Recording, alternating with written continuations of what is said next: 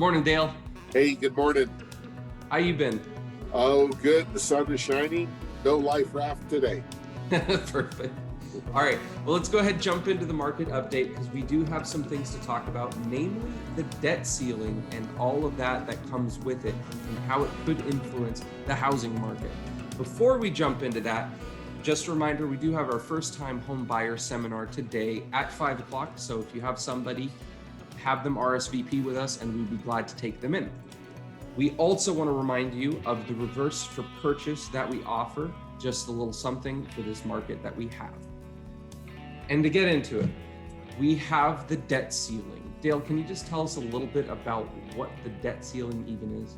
You bet. So you're going to hear this on the news constantly for the next couple days.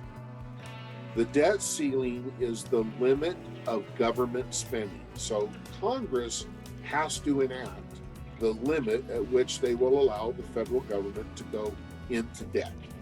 You can see by the graph, since about 1977, it's done nothing but climb. And so what happens is we go into debt. It's almost like a credit card limit. You've got a credit card limit of 10,000. You're at 9,999. Now, what do? Well, our debt limit is 31 trillion and change. We are going to hit that limit on Thursday. And that has everybody scrambling and concerned because without congressional approval, we cannot spend more. And as you know, over the last 20 years, the US government has been in a spending frenzy and it keeps catching up to us. Yeah. So what does that mean? I mean, what are the options that we even have? Well, two things are going to happen. Either they're going to increase the debt ceiling or they're not. And I know that sounds really plain and simple, but that's the reality of it. If the Democrats and Republicans cannot agree to increase the debt ceiling, extraordinary measures will be taken by the federal government, which really means moving money around. Yeah. And certain benefits will go away. We can't really elaborate on which benefits because it's up to the government to figure out how they're going to move money around. But once all the money is exhausted, we will go into default as a government, and that is going to affect credit, interest rates, markets, your 401k. It will cause real problems. Conversely, though, easily raise the debt ceiling allows for more spending, and it provides that temporary relief, at least until the next ceiling is reached. And that's actually what happened about a year and a half ago. We were at the debt ceiling limit. They reached a temporary agreement to raise it more, and we're there again. Yeah. And unfortunately, at some point, just like that $10,000 credit card, the piper has to be paid. So hopefully our government can work together to decrease spending to get this all under control. And I do know that back in 2011, we were faced with a more similar situation. However, they started off by not increasing the ceiling. They took some of those extraordinary measures. We did have a slight government shutdown, and our credit rating as a nation did take a little bit of a hit. However, they did come to a compromise. They did raise the debt ceiling, and there was a little bit of an inflationary cycle for a few months after that in 2011.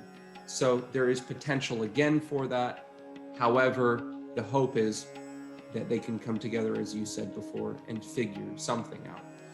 Yep. But what does this have to do with the housing market? I'm sure that's the big question. Well, that's a great question. The debt ceiling is only a slice of the pie, if you will.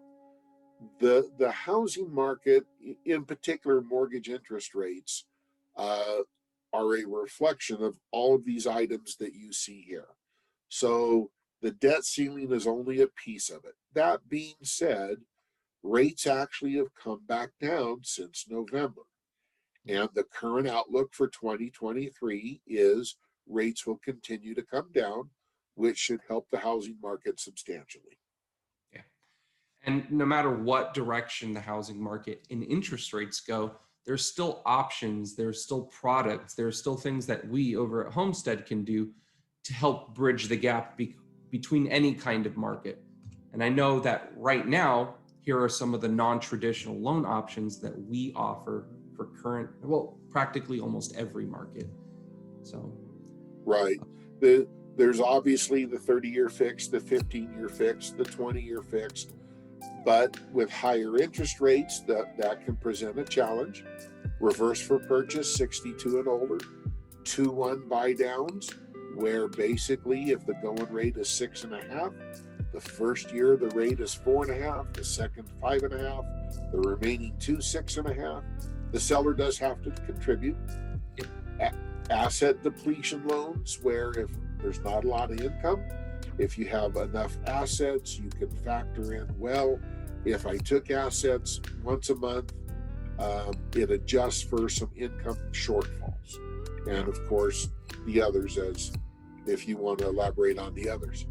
yeah, of course, the bank statement loans, quite simply put, they take your bank statements, they look at how much money goes in and out, and they calculate an income based off of that, and they can loan you money there.